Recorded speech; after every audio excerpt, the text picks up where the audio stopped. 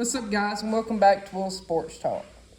So this is a video that I did not think I would be making right now in this point of time, but here we are. Nick Saban, the greatest coach of all time, has officially announced his retirement on January 10th at age 72 after 28 seasons as a college football head coach and after 17 seasons as the head coach of the Crimson Tide. Nick Saban, in his 28 seasons, he has had 0 losing seasons. He has not had a losing season in his whole college coaching career.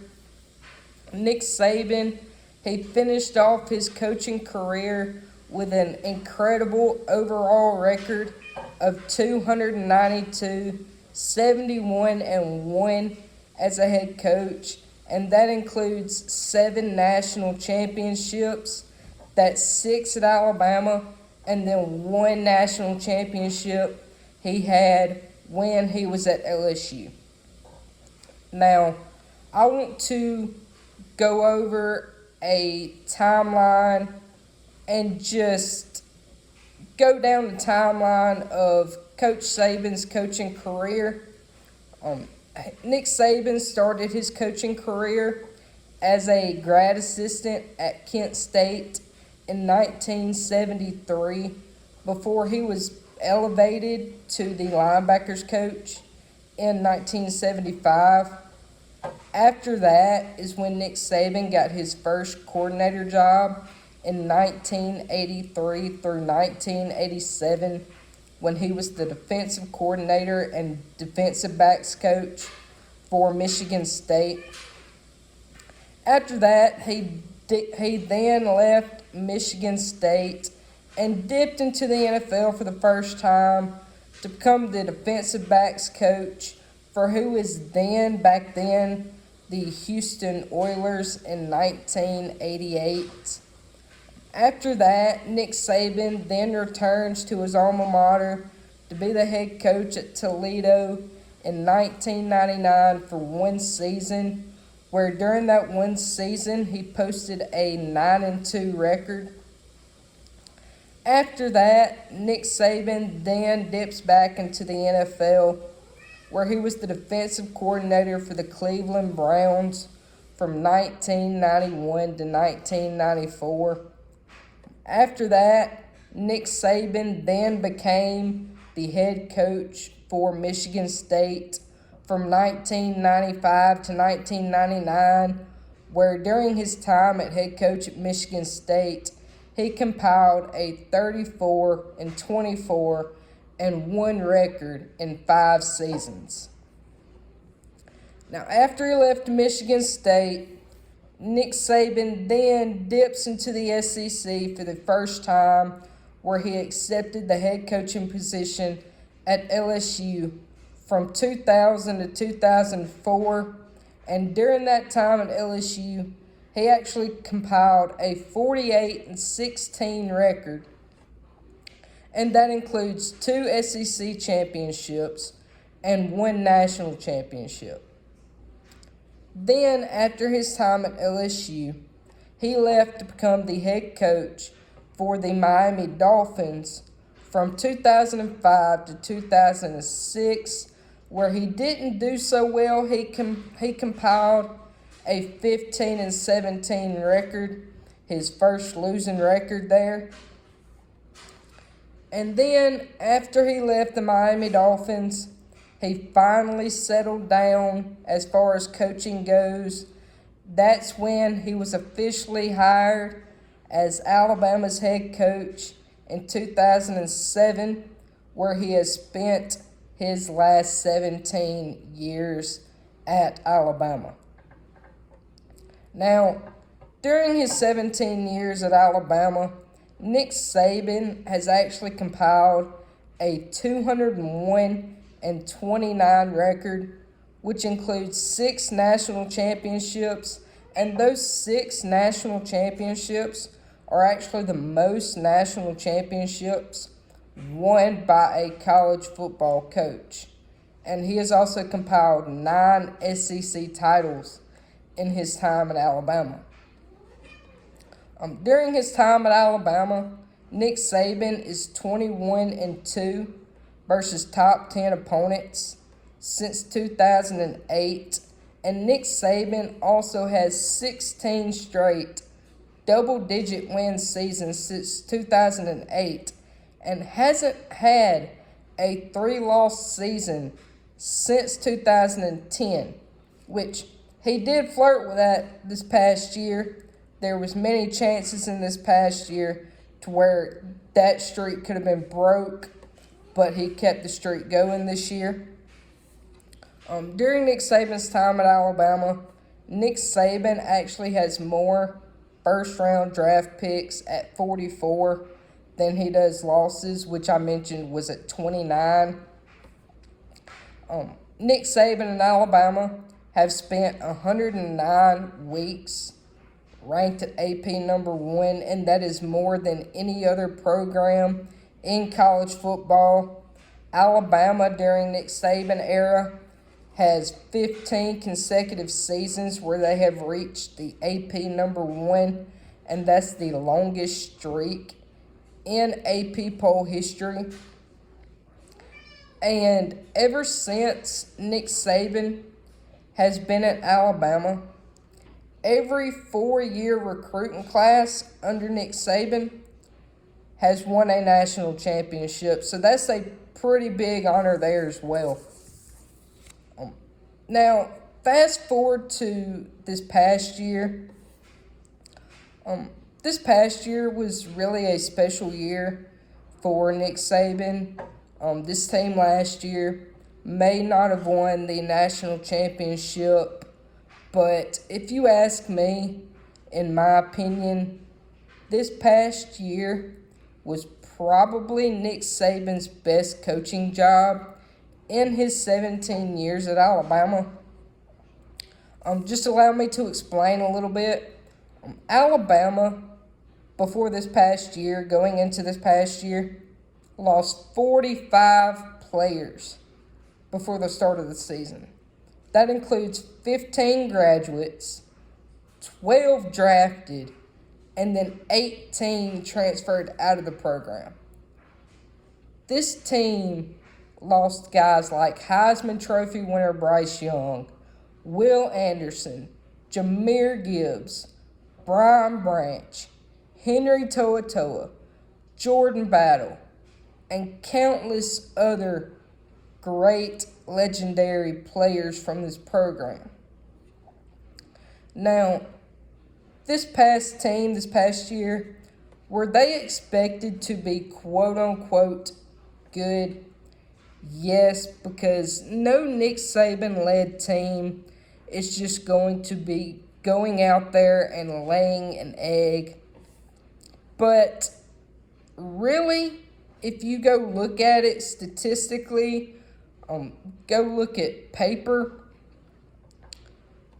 this past year was not necessarily supposed to be able to quote-unquote compete. This team was not supposed to win no more than 12 games or no more than 10 games, but they won 12. This team was not supposed to come close to touching the SEC championship, but they won the SEC, and they made the last ever 12-team college football playoff. Nick Saban, he had to replace a Heisman-winning quarterback. He had to replace the best pass rusher in the nation.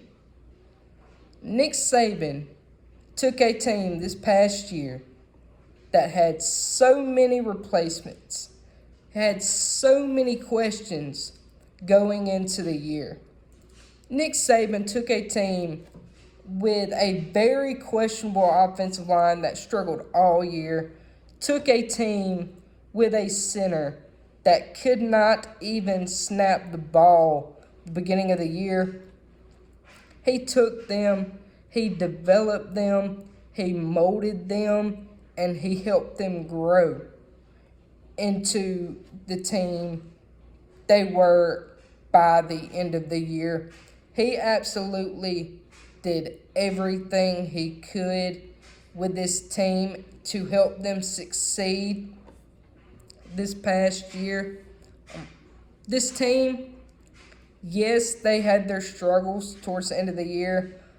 This offensive line, I mentioned, they grew, they got better, but as the year went on, especially in this playoff game, they had their struggles.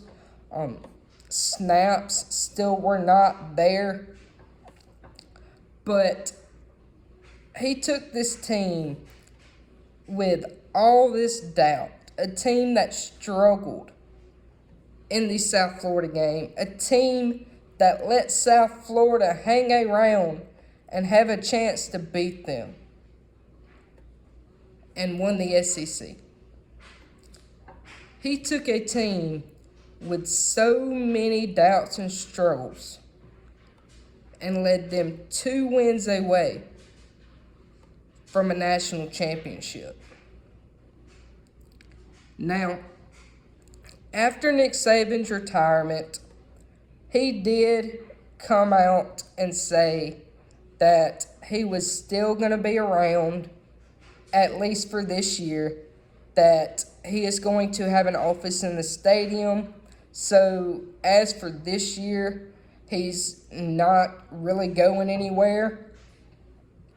But fast forwarding a few hours after Nick Saban's retirement, or immediately after his retirement, really, on January 10th, athletic director Greg Byrne told the players in a team meeting that he really wanted and was expecting to make a new head coaching hire within the next 72 hours, and he was able to do that. He actually, within a 40-hour span, was able to make a hire. He hired former Washington coach Kalen DeBoer to succeed Nick Saban and become Alabama's next head coach. So, with that being said, that leads me to the question, who is Kalen DeBoer? What is Alabama getting to succeed Nick Saban? Kalen DeBoer, he was most recently at Washington the past 2 seasons. Kalen DeBoer, during his time at Washington, he has compiled a 25-3 record as the Washington head coach. He went 11-2 in 2022 and 14-1 in 2023. He led Washington to their first ever college football playoff national championship game last year, and he won the Pac-12. Kalen DeBoer is a 2-time Pac-12 Coach of the Year at Washington. Kalen DeBoer beat Texas last year, and he beat Dan Lanning twice. 2 really good teams. Kalen DeBoer, before his time at Washington, he was actually the head coach at Fresno State from 2020 to 2021, where he posted a 12-6 record through 2 seasons. One of those seasons was when COVID was around, COVID year, so shortened year for Kalen DeBoer at Fresno State there. In 2020, Kalen DeBoer's offense put up a conference best 479.3 yards of total offense per game, and that's the league's highest points per game total with 32.8. Kalen DeBoer's offense at Fresno State also led the FBS in passing yards per game at 356.3 per game. Now, before he was at Fresno State, he was the offensive coordinator at Indiana in 2019, where he helped Indiana to a 8-5 record. During his time at Indiana, his offense ranked third in the Big Ten while at Indiana. Before his time at Indiana, he obviously made a few stops between here and Indiana, but he was also the head coach for his alma mater, Sioux Falls, from 2005 to 2009, where he compiled a 67-3 record. Now, just to name off some accomplishments for Kalen DeBoer, just so Alabama knows a little bit more of what they're getting. In Kalen DeBoer's coaching career, he has a combined 104-12 record. That is 72-1 at home. And that win-loss at home was actually during the COVID year. So no fans have ever seen Kalen DeBoer lose at home. He also has an 85-9 record in the regular season. He has a 19-3 record in the postseason. Kalen DeBoer is a 3-time NAIA national champion at Sioux Falls. He is 12-2 all-time versus ranked opponents. Kalen DeBoer won AP Coach of the Year. He won the Walter Camp Coach of the Year award. So, Alabama is getting a winner in Kalen DeBoer. Kalen DeBoer, when he took the job at Alabama, he did mention that he was bringing his offensive coordinator from Washington with him, Ryan Grubb, to fill the same position at Alabama. Kalen DeBoer also hired Kane Womack, former South Alabama head coach, to be the defensive coordinator for Alabama under him. Just my opinion on the hire. Overall, I'm not mad at the hire. Kalen DeBoer, personally, wasn't my first choice. If it was me, I would have went with somebody that already has Alabama ties, SEC ties. I would have went with somebody like a Dan Lanning or a Steve Sarkisian. But Alabama is getting a good coach overall. He's a great offensive mind. He's a great quarterback developer. Hint what he did with Michael Penix Jr. this past year, him being a runner-up for the Heisman Trophy. So a great quarterback developer there. My only concern with Kalen DeBoer at Alabama is how well can he recruit in the Southeastern Conference. He's got to prove that he is able to recruit in the Southeastern Conference and recruit well, because from the area he is coming from, and I see a lot of people making this comparison, and in my opinion, I think they have all right to make this comparison until he proves us wrong, but a lot of people are comparing Kalen DeBoer to Brian Harsin. And Brian Harsin came from Boise State. And we all see how Kalen DeBoer, or how Brian Harsin, was able to recruit at Auburn once he got to the SEC. And that's my only worry with Kalen DeBoer, because we all see how that turned out for Brian Harsin. I just hope he's able to recruit in the SEC. Obviously, time will tell with that. But as far as recruiting goes, Kalen DeBoer's first objective now, at this moment, is recruiting the current players on the roster. He has to work on getting his current guys to stay before he can even worry about bringing new guys in. So he has got major shoes to fill. Obviously, nobody wants to come in and replace the greatest of all time, but I feel like overall it's a pretty good hire. We'll see how it works out. I hope y'all enjoyed the video, and I will see y'all on my next video. Thank you.